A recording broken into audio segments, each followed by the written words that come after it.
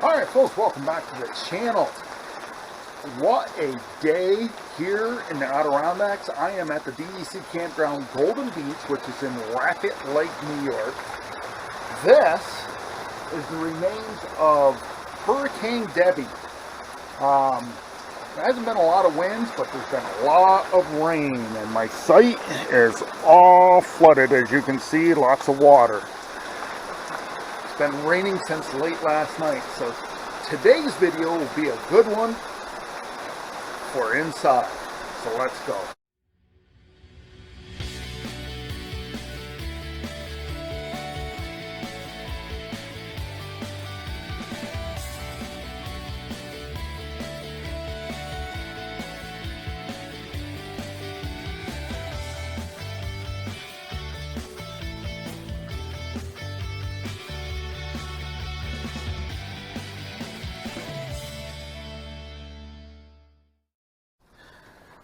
So welcome to my little home on wheels. I don't think I've ever given a tour of my little home on wheels here.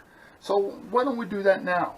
As you come in the door, I have mounted a dresser right here. This is my storage area. I keep shoes down below.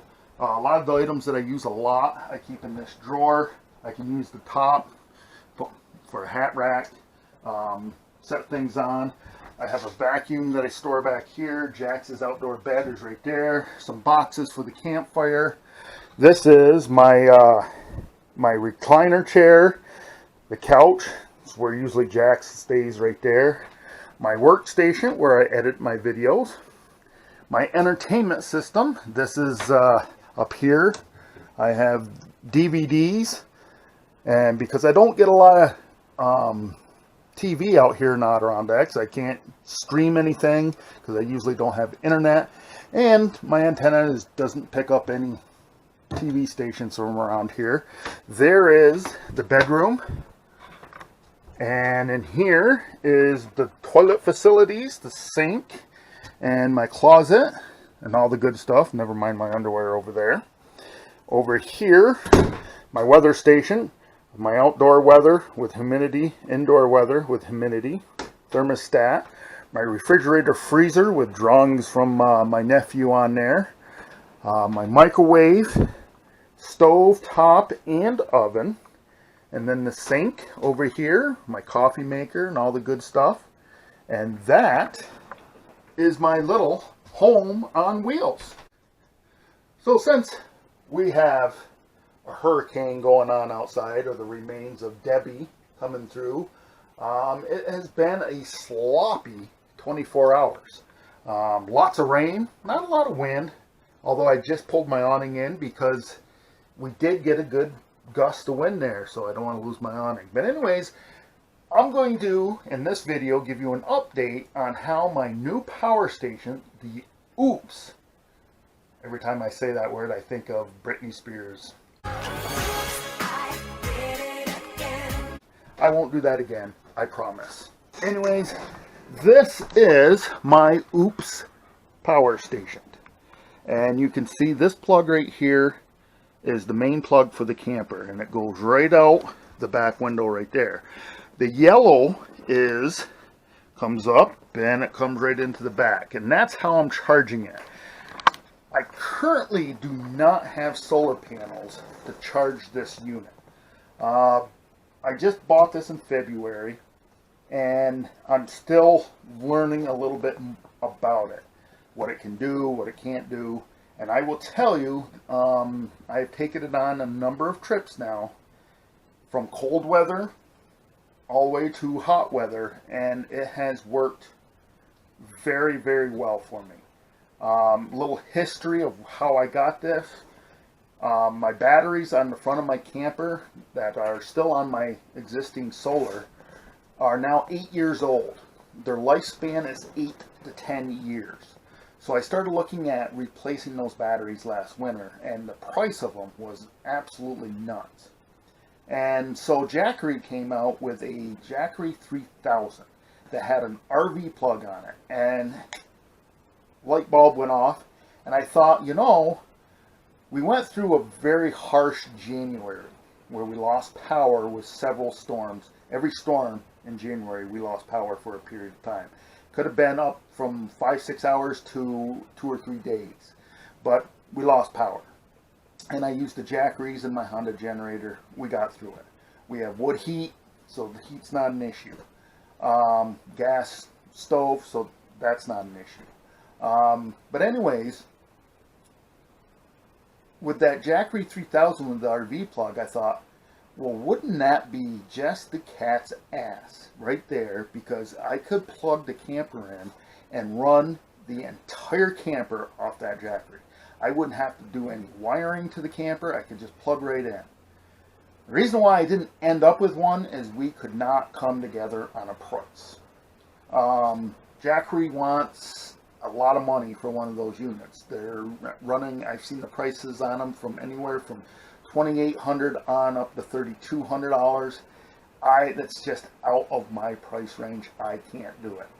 And so I kind of started to get a little frustrated with the whole search, because I thought that would be a great item to have, because I could use it not only to power the camper, but I could use it in the house for those power outages that we've been getting several of this year.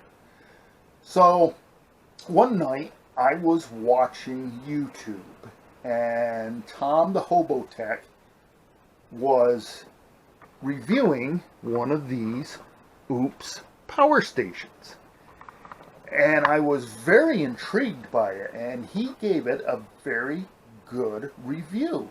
He said, this is a lot of bang for your buck. So I started looking at them, and the reviews were pretty good, comparable to Blue Eddy, EcoFlow, and Jackery. So I started looking into the price of them, and they were running $1,800 to $1,900 for a Mega 3. That's what this is. Now they come in different sizes. This is a 3,000 watt system.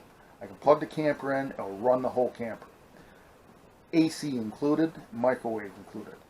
But I had to get one first. And $1,819 was kind of even a stretch for me buying one, until I found that they had an online store, outlet store, on eBay. And if you've ever been on eBay, you know you bid on things. And they put these up, and they'll put a minimum bid. And I was watching some of those auctions. Well, they were going for anywhere $1,500, $1,600, $1,700. And I thought, if I could get one for $1,500, that's about the max I could go. That would be awesome. So they put one up, and I watched that auction. We were out to dinner one night, and I had my phone with me, and it was 10 minutes before the bidding was up, and I had my phone down here, and my wife was going, why are you on your phone? And I'm like, be quiet, I'm trying to bid on something. So you know how it goes on eBay, 15 seconds left, I put my bid in, $1,400, but you always know, right about 3 seconds left, it'll come up and say you've been outbid. Well, I watched it, 5, 4, 3, 2, 1. It never came up that I was outbid. And then it says you won. I was surprised. So I got this unit, the Mega 3, for $1,400. And I was very happy. But I was also nervous at the same time, because I've never had an OUPES power station. They've had good reviews, but let's see if it's going to work with my application. So how am I using this, and how has it been going? So I have it right here in the camper. And as you can see, the cord goes out the window, and it powers the whole camper. I've used the microwave. I've used my coffee pot, the toaster. I've turned on the air conditioning for just a few minutes just to see if it would run it, and it does. I haven't ran the air conditioning to actually cool the camper, because once you turn the air conditioning on, this will only run for about 3 hours. Power it for about 3 hours, then it won't power it anymore. And so anyways, the first trip I went out was last April. And it was still cold out in the northern Adirondacks. Night 1 was about 28 degrees. Night 2 was about 24 degrees. Night 3 was the 17, 18 degrees night. And my objective on that trip was I wanted to run the camper off this unit like I would off with it being plugged in to real power.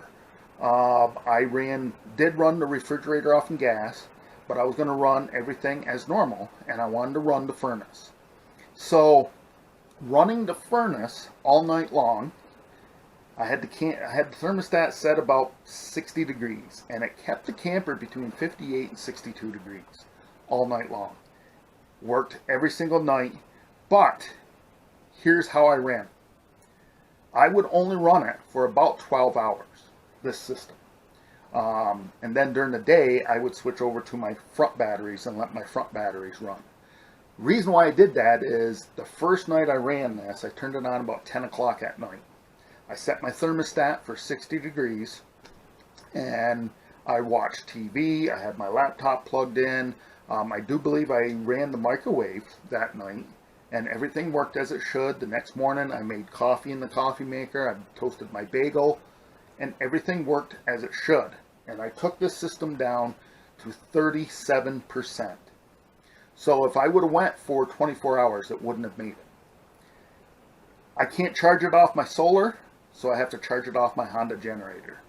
It took about 2.5 hours to fully charge this back up the next day, while the camper ran off my front batteries and the solar system.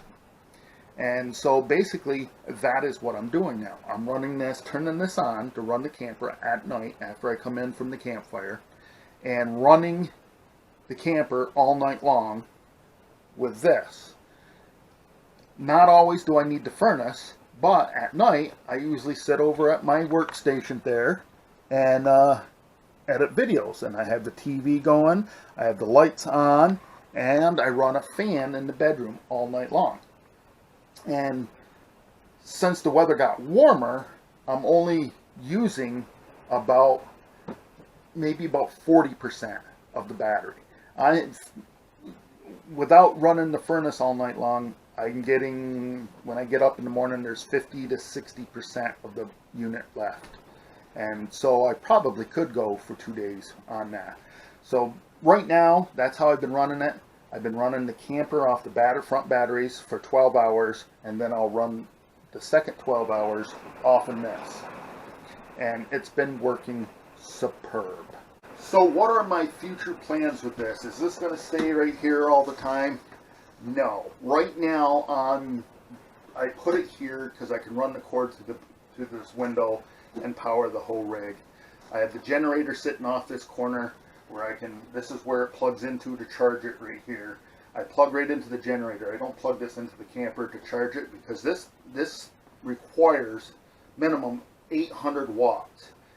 Will a plug do 800 watts? Yes, it will, but it pulls for 2.5 hours. That's a lot of power flowing through that plug. So I just plug it directly right into the generator with a heavy-duty extension cord.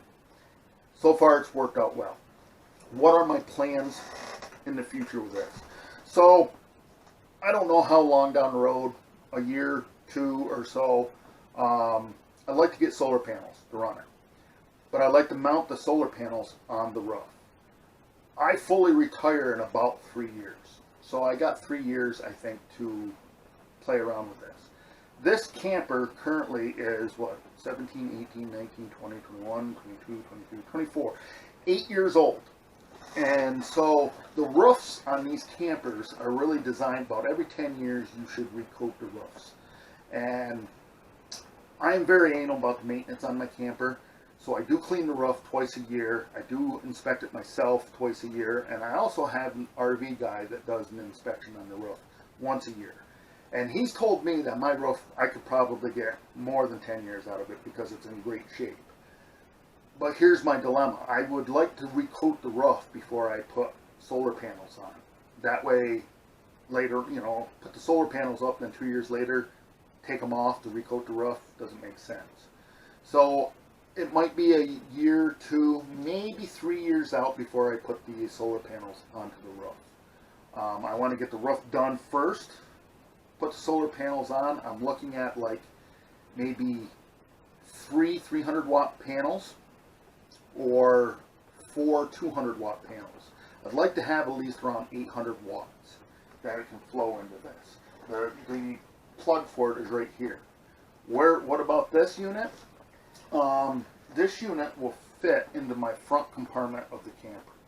And I was thinking that maybe I will make that the permanent home for it. I'll put that in there. That way the solar panels, when they're put on the roof, the wires can come down by the inside, down to that front compartment and plug right into here. This has its own charge controller in it, so I wouldn't need a charge controller with the panels.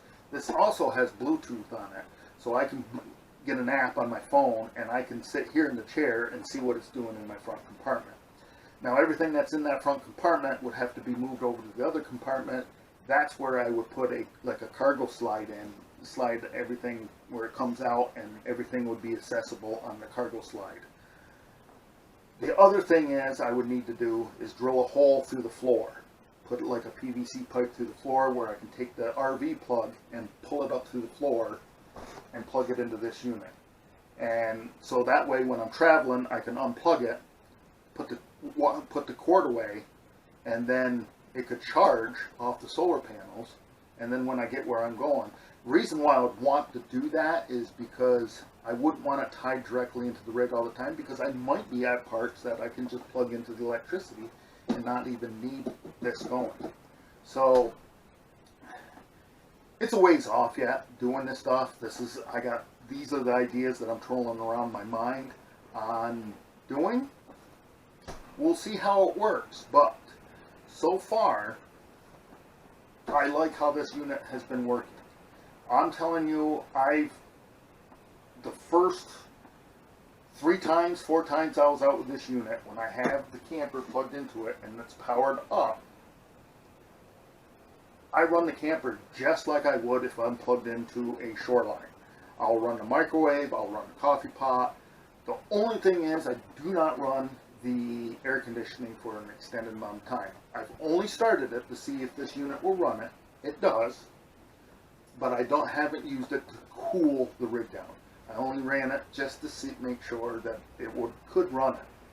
I don't foresee this unit running this thing because it would be a waste. Unless I have the solar panels going and it's a hot day and the power that this is sending to run that unit is being replenished by the solar panels and then some, would be only worth doing.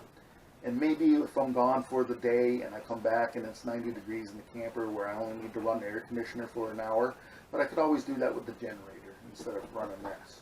But right now, how I have it set up, running this for 12 hours to run the camper. Usually during the day I'm not here, that's why I run off the batteries in the front. The batteries, when I need the water pump, I can turn the water pump on. It can run the furnace during the day. It will keep the fridge going, even though it's on gas. The thermostat still requires electricity, so there's not as much power during the day when I'm not here. At night, if I'm sitting out by the campfire, I may have the outside light on. Then I come in here and I have my computer plugged in, the TV going. I may use the microwave for something. So far, it's worked out very, very well. I'm very pleased with it. We've used it at home so far over the winter, over the summer, I should say. We've had a couple of storms that have knocked out a lot of power. I mean, we took a big blow here 3 weeks ago. I lost an apple tree. Another tree was rooted over, just tipped right over. And my neighbors had trees come down. We had power poles broken all on my road. And so I'm a rural road, so it takes a while for everyone to get out there. It even took the fire department a long time to get out there because they kept cutting up trees as they're getting out there. But anyways, we didn't have power for a bit. The whole unit came in pretty handy. I do still use my jackeries though. I'll use this to power up the fridge and stuff in the kitchen, and I use the jackeries, my 160 for the Wi-Fi. I use the 300 for the TV system, and my wife, when she's home and the power goes out, she uses the 500 to power her office, the computers in her office, and the 160 to do the Wi-Fi. So in combination, it works out pretty well. So far, OUPES, I like it. We'll see how it goes. It's been working pretty well for me. And right now I'm not regretting the $1,400 that I spent on it. Hopefully it will last quite a long time. Alright folks, you watched all the way through. Thanks for that. If you liked the video, make sure to give me a thumbs up. If you haven't subscribed, click the subscribe button down below. Continue to follow the adventure. And remember folks, tomorrow is no guarantee for any one of us. So disconnect from that Wi-Fi, connect to this out here. You won't be disappointed.